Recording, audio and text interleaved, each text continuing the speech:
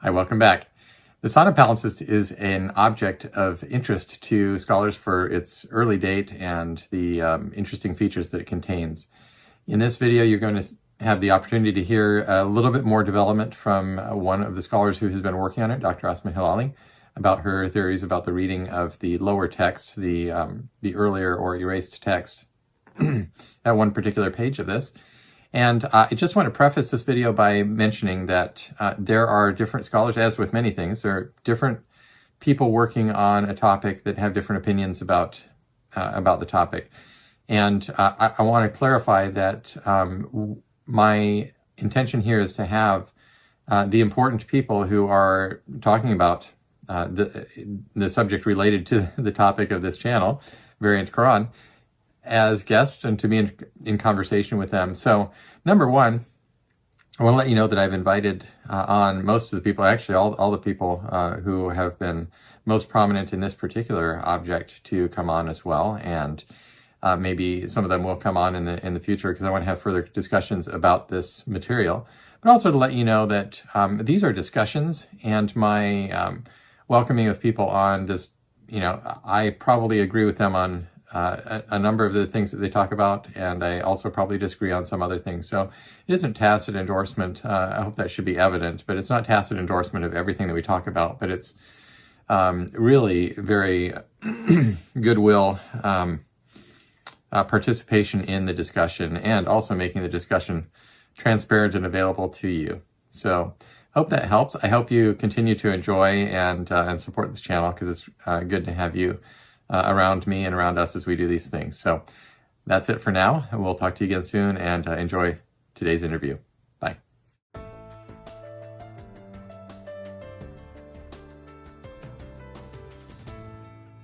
Well, welcome back to Variant Quran. I'm Dr. Daniel Brubaker, and this video is a follow-up to the one that was just released, where we had as our guest Dr. Asma Hilali, as we have again today, to talk about her work with her earlier work with the Sanaa Palimpsest. And so this video is to clarify one specific question or one specific area of that work that has received a good deal of attention, and to further explain her reasons for taking the positions that she has on that. So welcome back, Dr. Hilali, and glad to have you here. This will be a fairly short video, I think, but we're glad to foster the ongoing conversation. And I will just say, as you and I talked about before, these things are just steps along the way. So, we're having a conversation, and the conversation progresses over time. So thank you again for participating, and it's good to have you. Well, so we can jump right in, and Asma, you have written about one page of the Quran, of the Sanaa Palimpsest, that has what you read as La Taqul Bismillah, and it's right at the beginning of Surah 9, where you find also erased before it the Bismillah ar-Rahman ar-Rahim, which occurs at the front of every chapter of the Quran in the standard text today, but does not occur at the beginning of chapter 9. And so it would appear, according to what you have found, that this was first written in this palimpsest. It was later erased, and the words La Taqul Bismillah, don't say Bismillah, was written after it, which would indicate a number of things, including oral transmission, and obviously a mistake where the scribe wrote something at the beginning thinking it needed to be there, and then was instructed by whoever was orally reciting or dictating that this should not be written in this place. Is that a fair summary of the picture that you imagine in this scenario?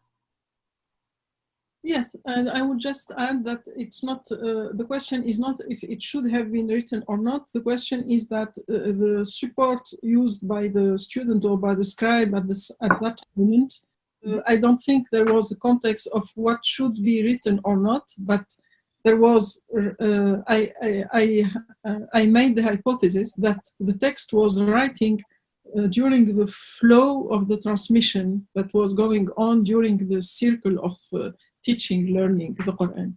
Mm-hmm. So this is how an oral instruction was written down, and it was not meant to be erased or anything else, because I don't think this folios, this parchment was meant to be to lead to a final copy, or right. Yes. it process in something in between, or a support of writing down in a very specific milieu of teaching and learning the text. Thank you for that clarification. That's important. So you're thinking that this was a page that was never intended to be included in a Quran manuscript into a bound Quran. It was rather an exercise in writing down what an instructor was teaching. Yes. Okay. So that having been said, now I made brief allusion just by virtue of making our viewers aware of some of the alternate theories that have been discussed around this out there in our earlier video. But we didn't have a chance to have you to come back to you to have you explain how it was you considered all these things and still came to this particular conclusion. So that's the main thing that we're talking about today. And so I hand it back over to you to make that presentation of what it was, that the various features, which you included the quality of the parchment and other things, but make a fuller explanation of why you came to this particular, at least tentative conclusion about the purpose and scenario behind this object. So let me just say at the beginning that I'm not the only one who reconstructed this passage this way. So the other colleagues who reconstructed the folio 5A also noted the presence of this instruction. Yeah. However, they didn't give it. They didn't give to this passage the importance I gave it. So because they were also they pay attention to other aspects of the manuscripts, mainly the Quranic variants. So for me, the difference with me is I made of this reading instruction, what I call the reading instruction, the core of my understanding and my interpretation of this manuscript. Mm-hmm. So now how I reconstructed the script such way and not in another way. We already discussed in the last video about the subjectivity in the exercise of reconstructing an erased script. I would like to add that reconstructing a palimpsested text is not only a scientific challenge; it's also an ethical issue. There is an ethical issue there. And by this I mean one has to free himself or herself to the expectations we have with such an important text as the Qur'an. And in general, when we read an erased script, we expect to find the Qur'an the way we know it now. What we call, some scholars call the standard Qur'an or the Cairo edition of the Qur'an. So the most popular version of the Qur'an we know, all the Muslims know. In this aspect, I would like to refer to a very important paper of Julia Gregg McFeely entitled "Finding What You Need and Knowing What You Can Find." And she is referring actually to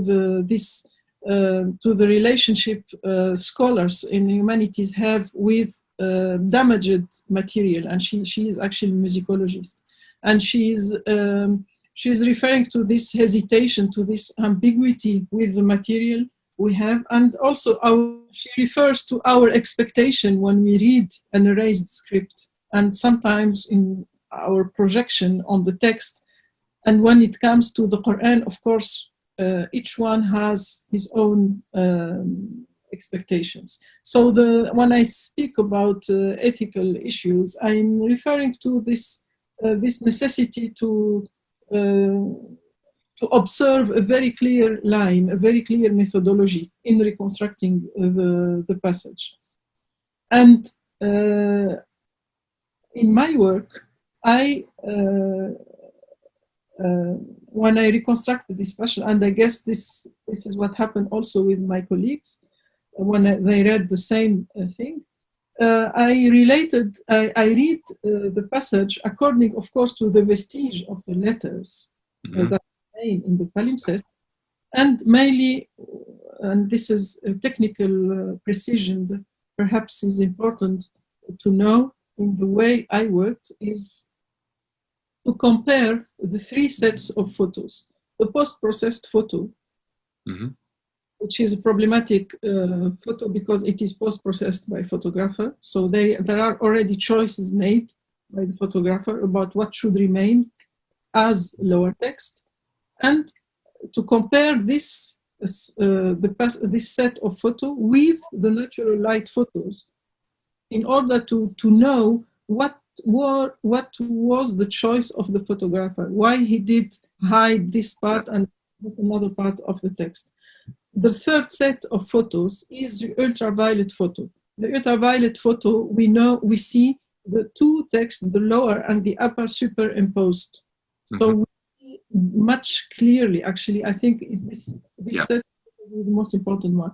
We see very clearly what remains, what is the passage, the lower text. This is the first thing. The second criteria of reconstruction is the context of the folio. So this passage occurs in line 9. In line 8, we have the end of Surah. Line 7, we have the end of Surah Al-Anfal. And we have a straight line of half erased, of course, because we are with the palimpsest, the lower text. And then we have a basmala. After the basmala, we have the beginning of Surah At-Tawbah. Bara'atun min Allahi wa rasulihi. And then line 9, this is line 8. Line 9, we have La taqul bismillah, and then the beginning of Surah At-Tawbah again. Bara'atun min Allahi wa rasulihi. So, if ever this passage would be interpreted as the word Al-Anfal referring, I think, I meant the end of Surah, this is the end of Surah Al-Anfal, how would we explain the Basmala before? And how would we explain the straight line that makes very clearly the difference, the end of Surah Al-Anfal and the beginning of Surah At-Tawbah? This is why I think that the hypothesis of Al-Anfal instead of La taqul bismillah is not enough justified. Of course, the discussion is open, but we need more elements. And in my opinion, a part of the images, because the images, as you said, and as you know, it's also a matter of what we see, our almost, I would say, physical tools, also our sight and our eye. But the contextual element is difficult to revise or to rethink.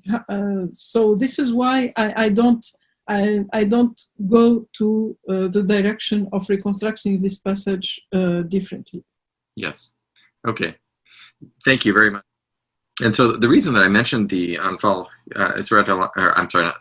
Al-Anfal before is that I heard a paper presented at a conference a couple of years ago, and there was more to that discussion, and I wish I remembered what the further development, just as you made a further development of the argument, there was a development of that argument. And I was trying this past week to remember who it was who presented that paper so that I could, and I did reach out to the one person I thought it was to see if I could get a more development of what the reasons were, because I truly don't remember. But points that you have made, Asma, about the ethical task at hand, and I'm interested to read that article. I have not read that article that you mentioned as well, but it is very applicable in this case because, as you and I both know, there is when we're looking at a page in one of these manuscripts that is not disambiguated, that has the bare Rasm text, we are doing things like thinking about the text that we already know and imagining what the putting the dots above and below the diacritics into their places. And and this is not entirely unjustified, but there is a process of doing this that we have to be aware. It's not bad to do it, but we have to be aware of it and think about outside the box, so to speak, which is what we're all trying to do. So I think in the same line of this ethical engagement with the edition of a lost, partly lost text, is also to go through the whole material to be able to interpret one part of it. I think it's important to go through the experience of edition, and then go to the interpretation of the script. Yes. I think the experience of edition makes us extremely humble in front of the text. Yeah. And the hypothesis about how to read or such passage should not be disconnected from the whole page or the whole manuscript. Yeah. I would even say that also flying to Sanaa, touching the manuscript is also very important. It is, yes. Yeah, no, I very much look forward to the time when I am able to do that, and I'm so glad that you had the opportunity to do that. It's not obviously something that every person in the world can do. Otherwise, these objects would be worn out and before we knew it. But it is important, and even I do remember what I was going to say earlier, and that is that even the ultraviolet, I've taken along with me on some of my research trips a handheld ultraviolet light, and in some cases they've allowed me to use it on some of these manuscripts. And you're right, it can be very helpful, even looking at the manuscript in person. But those photographs do, these things all taken together can help to bring out what's underneath. Well, we wanted to do a short thing, and so I want to be respectful of your time, Asma, again, but are there any further comments on this particular topic? And I'm sure this will not be the last conversation that we have on things, I hope, because it's great to have you here and also with others. Oh, you mentioned, and by the way, the reason I didn't have your book earlier is I took it with me on my travels earlier this summer. We went to Arizona and then to Seattle, and I think I must have left it maybe in a drawer somewhere or someplace on the way. So I need to get another copy of your book. But the other ones that have other people that have written about it, and I'm not sure if I'll put this in the final, but this is Elizabeth Quinn has written the 2 articles in these, and so you refer to these in your yes, in your book, and then of course Behnam Sadeghi and Godarzi have written a couple an important article on this palimpsest as well. So just so people are aware, these are kind of the scholarship that we are in conversation with includes those things as well. So any further comments, Asma, about from your side or closing remarks? Yes, I would just add that I think to have a very clear idea of this manuscript and all the issues it raises, I would say comparing all the 3 editions is very important, because each scholar made his or her own choices on the basis of her own methodology. And the 3 works you mentioned are extremely important. Yeah. And I would say even that Elizabeth Quinn's work is the most important one, because it was based on a different set of photos. Yeah. On the black and white photos made by the German mission in the 70s. And Elizabeth Quinn didn't use post-processed photos. So yeah. She was actually seeing what she finds, to go back to the expression of Julia Gregg, and not she was free of already a layer of interpretation, which is the post-processing of the photos.